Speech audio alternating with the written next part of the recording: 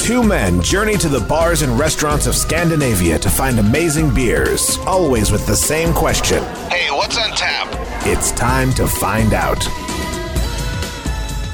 Okay, What's on Tap podcast is back with Stefan and Matthias.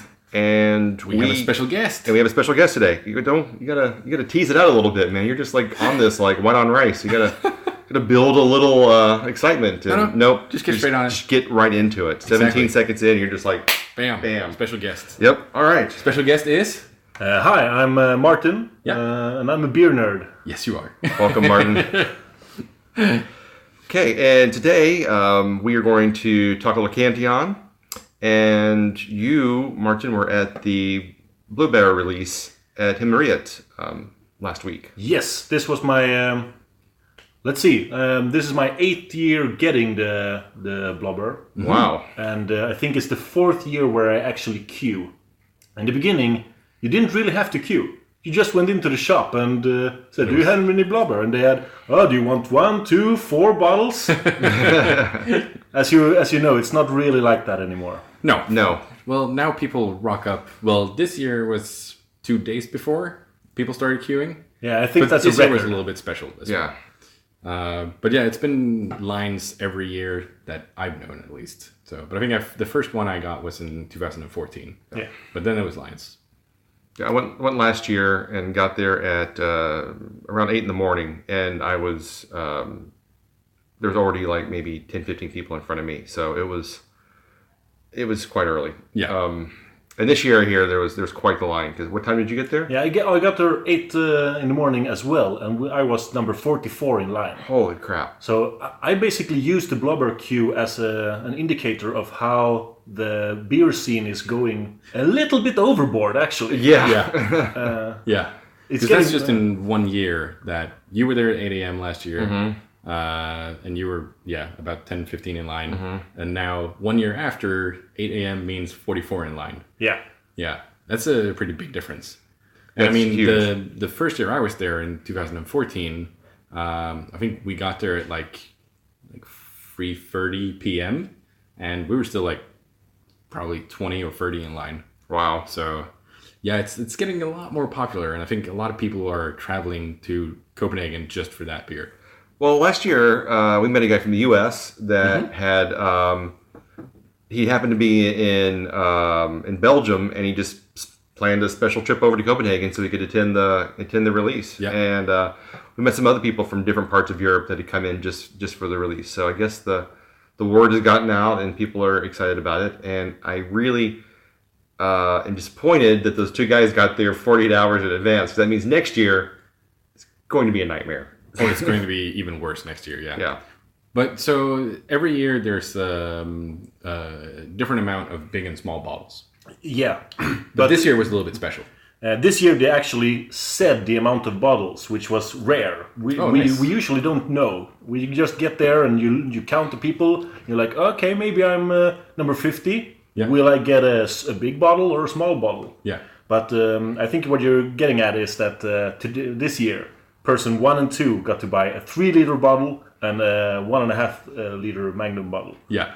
Which was really nice. Yeah, and they were also sold for the same prices as the regular big and small bottles as well, which is kind of insane. Yeah. I mean, the value of those big bottles are going to be shooting out of the roof by this point. Yeah.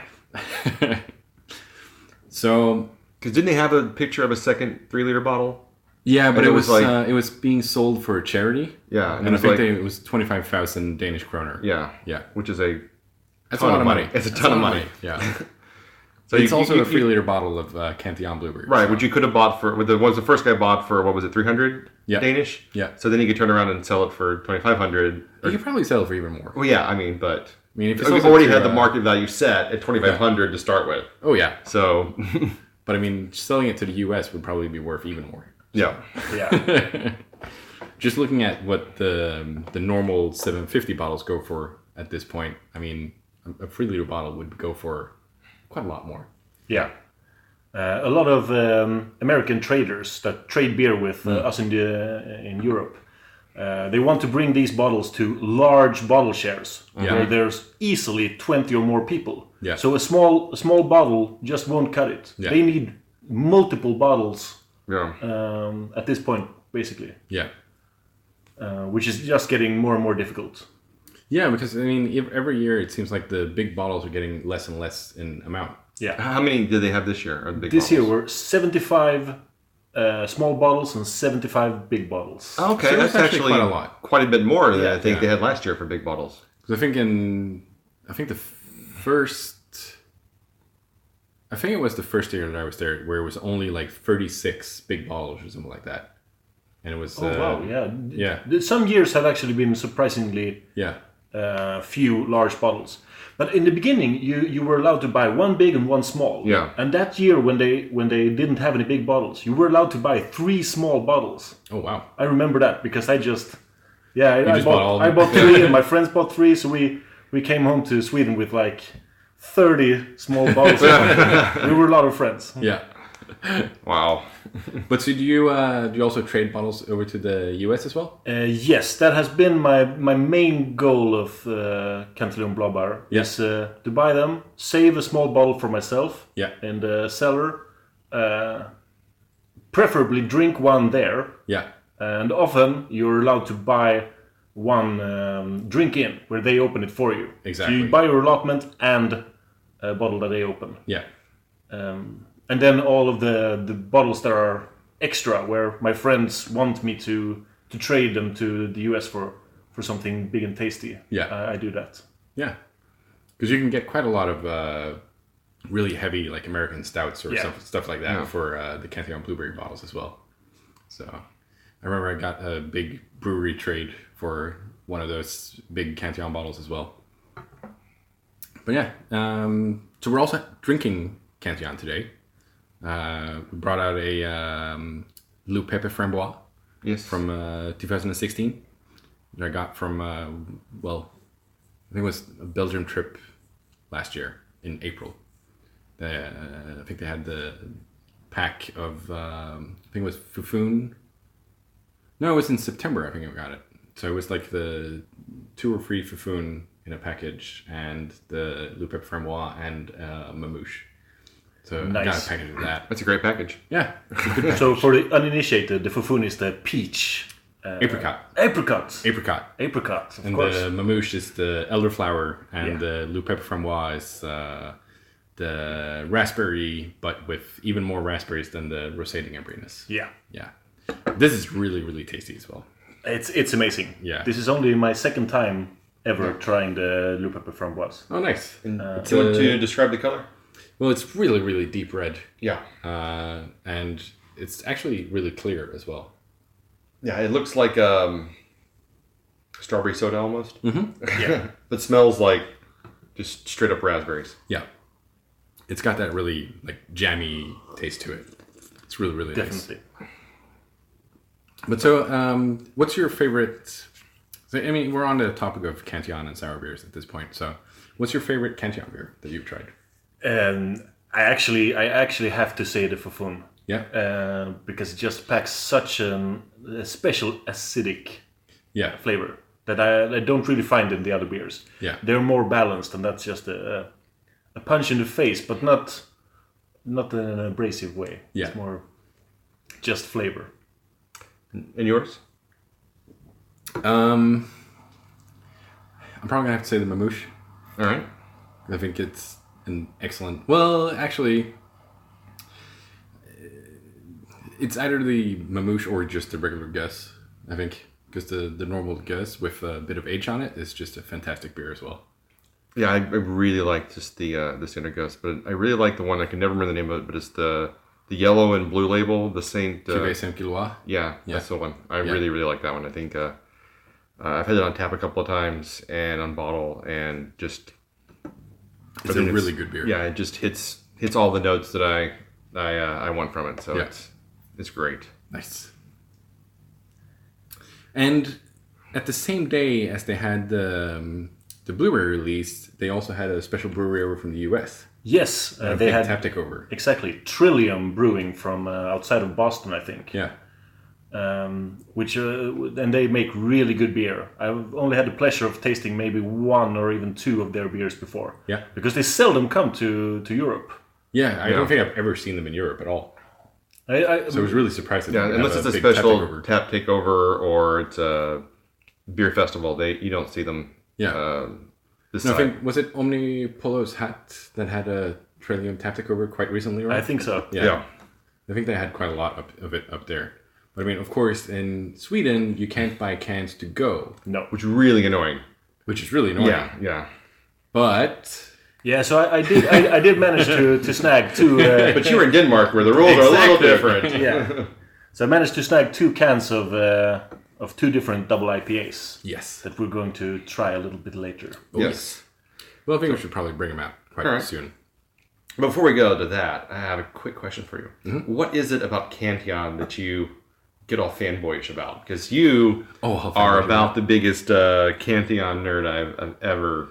you have not. Actually, just dedication to any kind of brewery for anyone. I mean, you were... I think you were living the dream.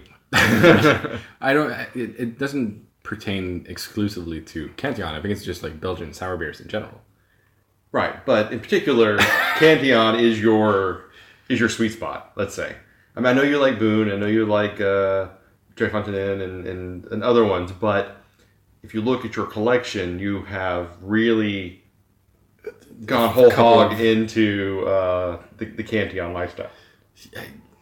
I would say I've collected a few bottles. Yes.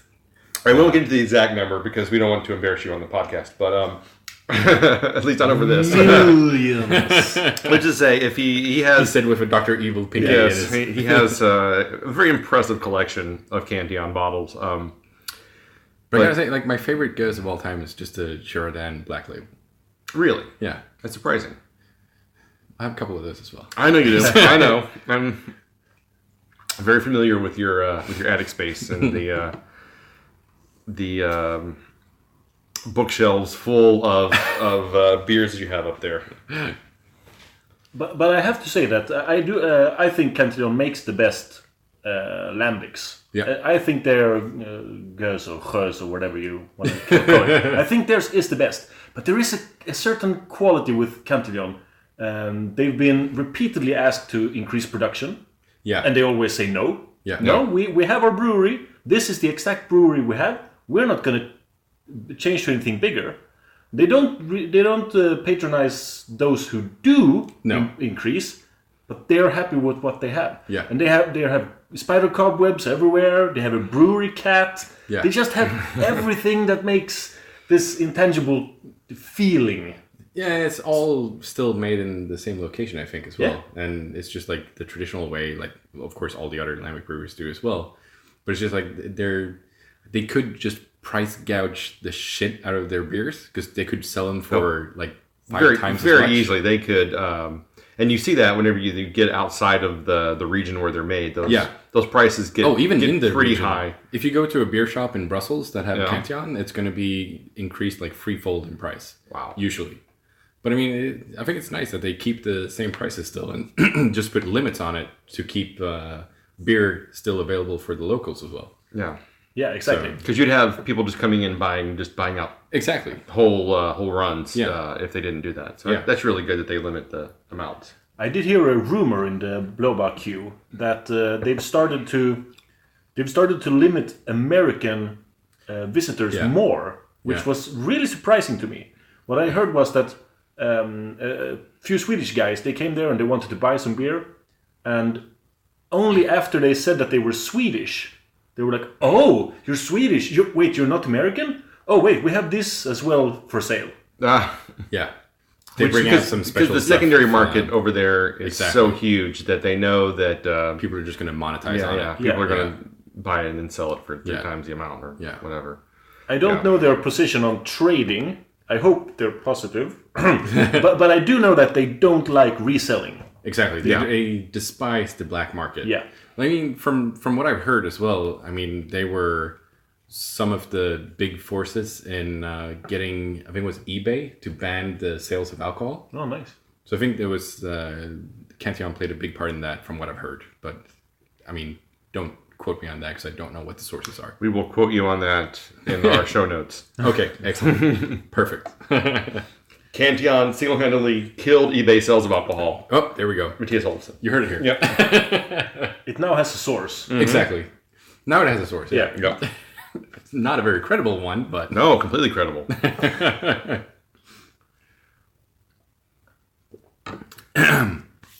So, all right. Are we going to dig into a can of Trillium? Sure. I think we should. Yeah. All right. Well, we will vamp here for a few minutes while you go do that. Then I can mention that the tap takeover, it was 6 or 7 beers on tap. Nice. 5 different beers on bottle, and I think 5 or 6 different beers on cans. All from Trillium? All from Trillium. Wow, that's impressive. A few existed on both tap and cans. Oh yeah, of course. But I actually didn't count. I think I got to taste 10 or 11 different. So what you're saying is by the end of the day, you're feeling pretty good. I felt pretty good. Yeah, I bet. At the end of the queuing day. Yeah, because I mean, so when you're in the one of the great things about the queue is people will show up with beers that they've just been like sitting on that they'll bring especially for the queue. Did you try anything while you were in the queue that you were just particularly excited about? That's actually a great question. I should have mentioned it earlier because the queue is just such a street festival. It really is. Everyone brings cheeses and meats and just a lot of food. Like I saw some guy with melon and balsamico vinegar. Like what? It's just an amazing place to be. So I brought a cooler bag full of beers. Yeah. And gave to anyone who was nearby. I think that's also one of the really nice things about queuing in line or standing in line for the beer, because it's so many hours that you're there, and it's just so many like-minded people who just enjoy drinking good beer, and everyone always brings a bottle or two. Yeah. And before, when it was Ølbutikken, then the shop would be open basically all day, so you could just like go in and buy stuff and go back out again. But I mean, I wasn't there this year, so I haven't seen what it was like. But I remember both of all the, I guess, free times that I was at Ølbutikken and did it. It was, as you said, a huge street fest where everyone would just bring like beers that they've traded for, or beers that they'd made themselves, or whatever. And everyone is sharing. It's not like anyone is sitting with the beer themselves and just like hogging it. People just walking down the line and like, hey, anybody want some of this? You're like, sure. And, like, pour your little sip, and then you try. Somebody else like, I gotta get more cups. Exactly. It's like, yeah, and you are like, oh, I got to try your beer. You didn't get to try mine. Yeah. You're basically running to catch them, to give them beer. Yeah, exactly. That's the. I think that's kind of unique. Yeah. Did you try anything that you were really excited about? Yes, but a lot of it, I have all of it documented, but some of it is a blur. Sure, yeah. But all of a sudden, I'm holding a bottle of Struce's new Imperial Stout line. Zombie Nation. Really? Zombie Nation ones? I think it was number 7. I don't even remember what variant it was, but it was just amazing. And I'm like, I never found it on sale anywhere. It's they just announced it in the UK that you can pre-order it, and it's like 40. It's 40 pounds. 40 pounds a bottle. It's really. And expensive. they have all 12 varieties that you can pre-order from them. I saw. I think it was beer Etre Gourmet as well. Yeah. I think they had them as well. Oh, really? Just recently, yeah. Yeah. I usually look they had the at whole everything new day. Beer Gonzo, I think, is the website. Yeah. .co.uk. Yeah, we've ordered from their ones, right? They sent out an email, I guess Monday or Tuesday, announcing that you can pre-order those. Yep. Wow, this really changed character when you pour in some of the sediment from the bottom. It became really more acidic. But of course, there were a lot of sour beers being poured. Like we drank a few Driefonteinen, the Armand and Gaston blend. was that's a really nice one. Poured several vintages of Fufun. Yeah, and a lot of their regular offerings as well. Yeah, but the biggest baddest beer I tried was actually So we mentioned earlier that Himmeriget was closed when we stood in queue, but we were allowed to use their bathroom, which was quite. Oh, thank God! That's really good. That was a big thumbs up for that. Yeah. And they came out and they sold a few cans to us in the queue. But they did make an exception. One bottle was sold from Himmeriget. The guys at the front of the queue, they arranged for a bottle of Westbrook Mexican cake Reserva. From Pepe Van Winkle barrels. Isn't that the one that's like 2,500 Danish? It was 3,000 Danish kroner. So there were 9 people who were going to split it, and they wanted a 10th person. So what was I gonna do? Oh, so you got it? I had to. Wow. So I paid up those 300 Danish kroner for my 6.5 centiliters, and then I shared it with all of my friends in the queue. Wow, that was really nice. 1 centiliter each. So I instantly became popular. Yeah.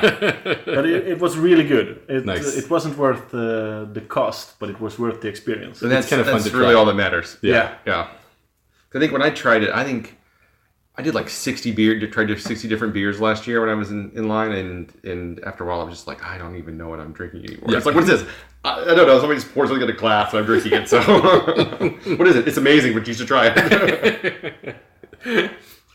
So it sounds like a big mess of anarchy, but It's really well organized. Oh, yeah. A lot of people complained that Old Batikens last year wasn't organized enough, but I didn't have any problems with it. I think some people were complaining because they felt like people got there early and maybe held a place, and then other people showed up and kind of they weren't there as long and got in line. And I felt like maybe they could have given out tickets to the first so many people to make sure that they got the big bottles. Yeah. And then if you came in later, you could get the small bottle without it. yeah, and that's exactly what they did this year. Yeah. That's really So smart. when we arrived, we had to wait a while for the staff to actually show up. Yeah. But then we got our numbers. So when I knew that I was number 44 or 46 or whatever, I could really rest assured and just enjoy the queue. Yeah. Because last year we were looking forward into the queue and we were seeing a lot of line skippers. Yeah. But maybe they were there before. That's the big problem. Yeah, and people are just walking up and down the line. Yeah, and you're kind of like, I don't know. And you never know if someone like left to get some food and came back Yeah. or something like that. So, but yeah, I think it's the ticketing system is probably a really good idea. Yeah. Because then it also, I mean, even if it wouldn't be needed, it would just like bring everyone's mind at peace that it's correctly done. Yeah. Yeah. All right, so before we move on, we got to rate the Cantillon Blubaer. Well, Stefan, you go. I'm actually going to give it a 4.5. Nice. Martin? The aftertaste brings it up to 4.5. Yeah. Without that aftertaste, which is really, I can't even describe it, but the taste is about a 4, and then the aftertaste is a 4.5. Yeah. Oh. Well, I'm gonna agree with both of you and give it a 4.5. Excellent. So we're all agreed. All right. Cheers. We can finally dump this and move on to something else.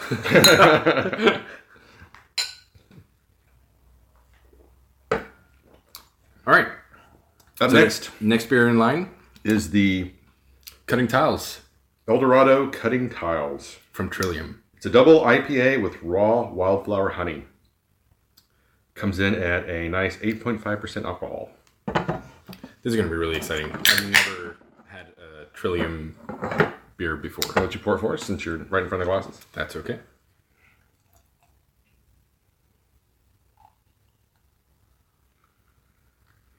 Well, it comes out cloudy as a New England style double IPA should. Hells to the yeah. It can be worth noting that quite a lot of people in Sweden have actually tried a beer that was collaborated with Trillium. Omnipollo made Outside the Lines. Yeah, which I love, but he hated. I didn't like it at all. I think it's awesome. I think I bought like 7-8 bottles of it because it's aged out, I think, really, really well. I quite like it. I did not like it at all. But I've had a problem with Cardamom.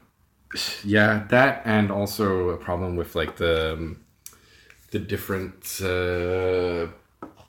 like really heavy adjunct stouts from Omnipollo. You don't like the artificial flavors? No, exactly. No, I'm kind of the same way. I have a really big problem with that. So I was really happy when we tried the Slassier as well. Yeah, that was good because it was more of a back to kind of the exactly. That's what we said as well when we tried it. It's like, it was back to the roots of just a normal. Because it was really just like vanilla coffee. Stout. Exactly. And it didn't have like the weird blueberry or the funky marshmallows or any of the other flavors in it. I'm actually a big fan of. I don't mind the artificial flavors with that comes from the adjuncts, but they don't do well for aging. No, that's the biggest problem. Yeah, after a year, it's changed completely, and not like this. Oh, it's getting more character. It just turns. Well, that's like the Lorelei. We I guess the Lorelei. The Lorelei was a coconut maple toast stout, and it was really coconutty when we first got it.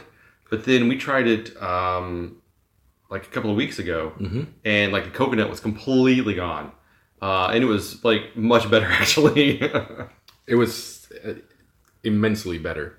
Holy crap! This is so good. Right. So the color it's not as I mean it's hazy, but it's not as it's as yellowy. It's not an opaque hazy, or solid haze. It's the just color is hazy. like multivitamin juice. Yeah. It's exactly. just kind of yellowish, cloudy. Yeah, more than anything. Yeah, and it just smells amazing. Yeah. Although I don't really smell the honey or wildflower on it. Nope. I don't really care because it's the hops in this is just smelling pretty damn good. All right. Well, cheers. Cheers. Thanks a lot for bringing this. Yes, thanks. No problem.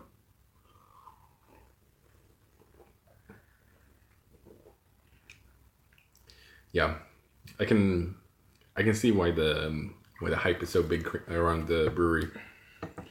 Yeah, it tastes just as well as I remember it from the queue. Yeah, but I had been drinking beer for 7 hours by the time we actually got to these.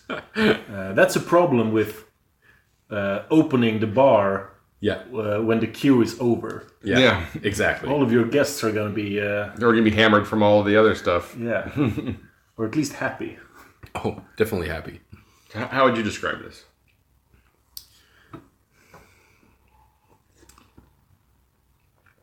I mean, the smell is kind of like raw hops. Mm-hmm. So, I mean, I'm going to guess that they flew this in quite fresh like they usually do in Denmark now. Yeah, they canned on the 13th of June, so it's not even a month old. Yeah, so the thing about you'll see quite often on these special releases in Denmark is it's like brewed, put on a pallet, put on a cargo plane, flown over. So it's usually from the moment it's brewed and canned to the time that it hits our shelves, it's like a couple of weeks. Which is also a really good thing because, I mean, no one would want to drink this at like 8 months old. No. But then we need to mention the release today at Systembolaget. Sudosu. Yeah. Bottle in January. Exactly. Yeah. That's really, really bad. Especially it's kind of like mixed. It's like a mixed feelings. It's like, hey man, we're getting Sudosu. I can't believe this. Yeah. Oh, it's almost a year old. Yeah. Okay. I think I'll pass. Yeah. Good luck with that. I actually did pass on it. Oh yeah. So did I. Yeah, I did too. Yeah. The only thing I got was the 4 Tilkens today. Of course, Belgian sour beers and gueuses. Yeah. I got the Boone Black Label. Nice. The lemonade. Yeah. And something else. No Tilken? No, I got one of those as well. Yeah. But there was something else. There was a fourth one, but I don't remember what it was now. All right. I'm weird in the head, so I got one of each. I've never tried. It was like 14 beers or something. Yeah, I mean, it was a good release this time. Yeah. I'm looking forward to the next one too. It looks really good in August. Yeah, I kind of the ones I wasn't familiar with, I kind of went through. I'm like, I can buy those later. And they're going to be there because it used to be when like the big beers would come out, they sold out really fast at Hansa. But now, I mean, like last year when KBS came out, it was gone like the first day. Oh yeah, and I saw it up until 2 weeks ago on the shelves still. Yeah. So they're not. I don't know if just because they moved downstairs, the turnover isn't as fast, or what the deal is. I mean, I could notice it even like end of last year because I mean before people would be standing in line outside Hansa to get in for the special releases at Systembolaget. But I mean I haven't seen anyone stand outside in line for basically the past year, I think. My non-scientific explanation is that Systembolaget must have increased the amount that can be ordered through the website. Yeah, probably. I think that's it. That might be it. That could be it. Yeah, exactly. I'm seeing a lot of stuff selling it online really fast. Yeah. Oh, yeah. Because like the Tilquin sold out in 22 minutes online. Yeah. And I thought it was going to sell out faster than that. It probably did sell faster than that. I just didn't check it until you called me. I was like, oh crap! Yeah. Because it was all like ready to go at 9:55, and then I got busy doing something, and then it was like, oh Jesus, I forgot to order. Usually I set an alarm, but I thought I'd be okay. I'd set an alarm as well, but I turned it off, and then I was super busy at work, so I couldn't really get to it. So that's why I had you go down and pick me up some. Yeah.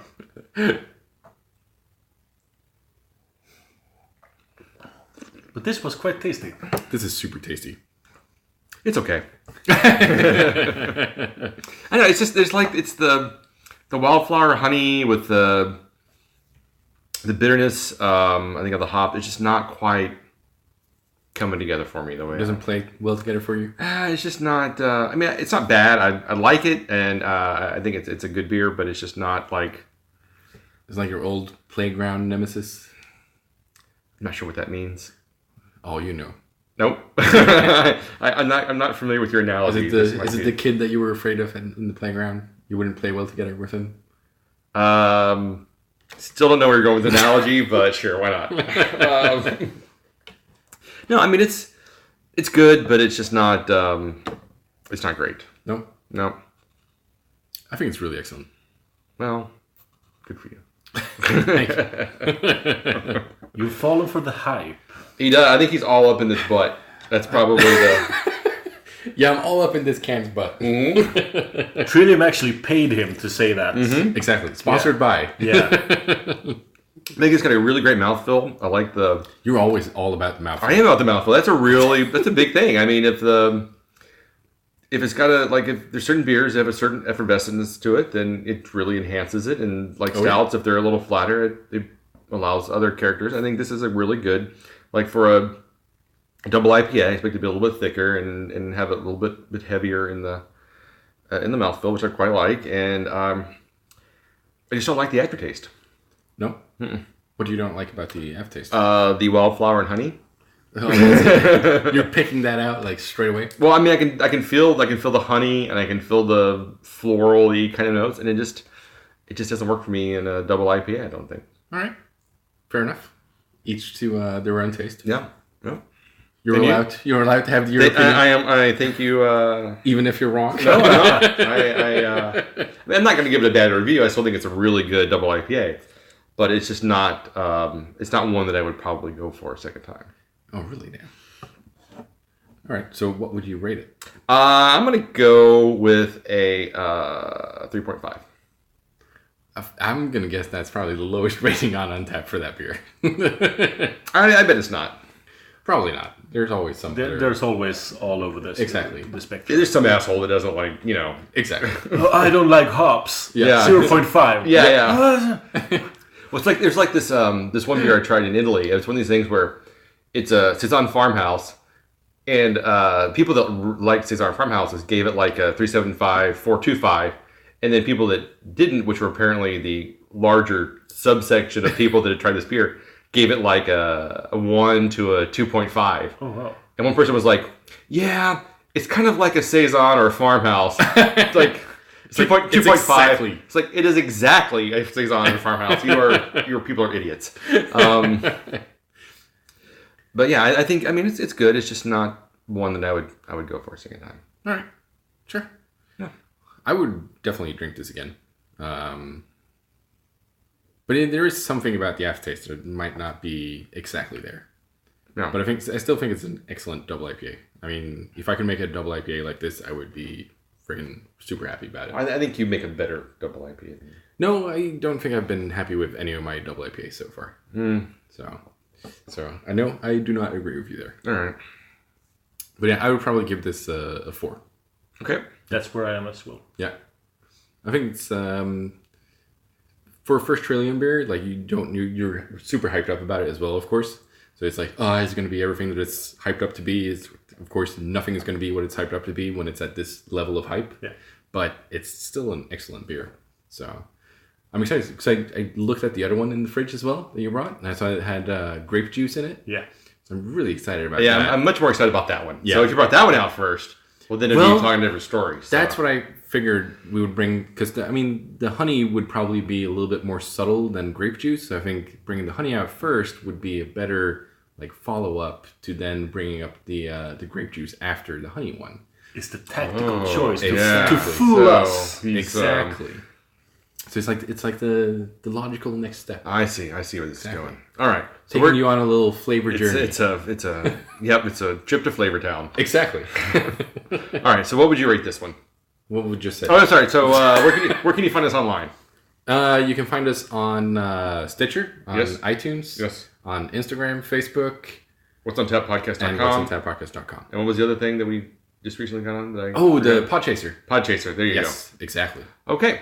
And Martin, thanks for joining us. Thank you very much. You're always welcome to come back and talk beer with us anytime. Nice, I will. All right. For sure. All right, so keep drinking. Keep drinking. Keep drinking.